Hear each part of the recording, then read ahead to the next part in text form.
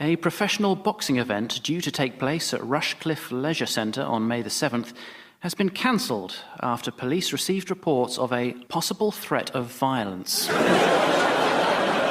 Spectacularly, this is the news that the nation has once again been thrilled by the opportunity to participate in local elections like a heroic gladiatorial bloodbath, but with the added aroma of freshly sharpened tiny pencils. Across the country, people have been voting for their local councillors in order to decide who they want to have the privilege of closing down their libraries in 6 months' time. In Scotland, 16 and 17-year-olds have been voting for the first time. Previously, they've had to persuade an older teenager to go into the polling station and vote for them. There have been concerns that there will be a low turnout for the Police and Crime Commissioners elections, simply on the ground that there's been no advertising for them. Nobody knows who's standing, what they stand for, or what a Police and Crime Commissioner actually is.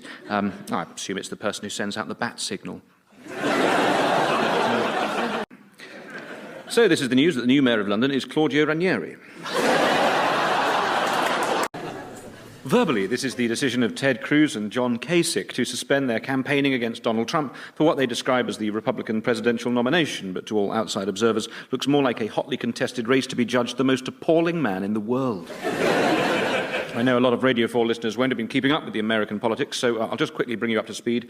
We have lost the colonies.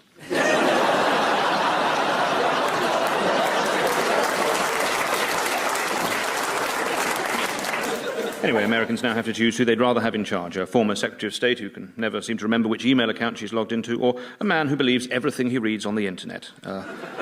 Whatever happens, I think it's safe to say that it was a pleasure knowing you all. Let's take a moment to grab some tins and we'll reconvene in the bunker.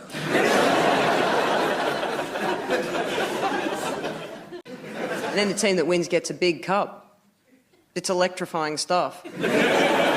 I wish they actually just got a big cup, like those ones you get from Sports Direct when you walk. What I love about this is, I think I like it. I mean, I love this story. And I'm not a Leicester fan at all, but their main player is this guy called Vardy, who looks like he's only ever eaten crisps.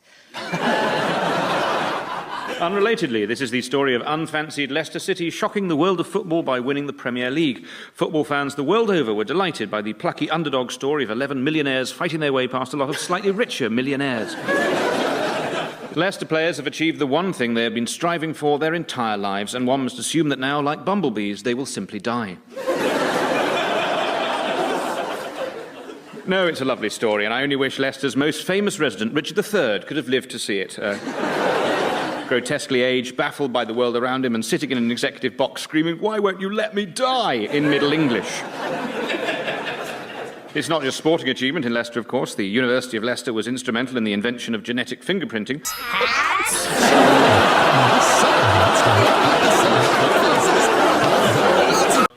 A pilot caught on camera attacking a policewoman has been charged with assault and creating disturbance. The prosecution objected to the pilot's release on bail, saying he's a flight risk. Are you a man aged over 40? Windsor Lions Club is offering free prostate cancer checks with the help of a local estate agent. Shut your stupid funnel up! Flippity-flap, flappity-flap. May we come in so we'll be dry? I went to the, in Croydon, there's a posh public school there where they play professional cricket matches there, and I went to see Kent versus Surrey. And my lad had been there before. He said he'd played football against them or something. And he said, "Oh, they've got a zoo here, Dad." And I said, yeah, you're not going to catch me with that. Of course. He said, no, they've got a zoo. I said, "Oh, so about an hour this winter." "They've got a zoo over there." I said, "They haven't got a zoo." So I went over with him, and they had a zoo. In the school! A school with a zoo! Flamingo wallabies! Although those animals... Special albino wallabies, because you can't possibly learn about the finer points of history and mathematics in the presence and the proximity of a normal, common wallaby. The fact is, Mark, the upper classes are very inbred and what looked to you to be zoo animals.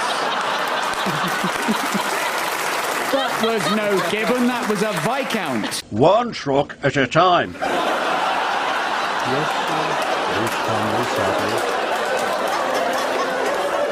Well, yeah, enjoy yourselves, because now it gets tragic. Due to unforeseen circumstances, clairvoyant Tricia will not be appearing in the Kevin Bird suite tomorrow night. Somerset has been gripped by scandal after a brothel opened in the sedate village of Marston Magna. Residents have contacted the police, who have since visited several times. If you want to use our loo, press 3, 4, 5 and turn knob. Yuck! huffed Thomas. That's the stinkiest cheese I have ever smelt. Oh, with that, goodbye. No!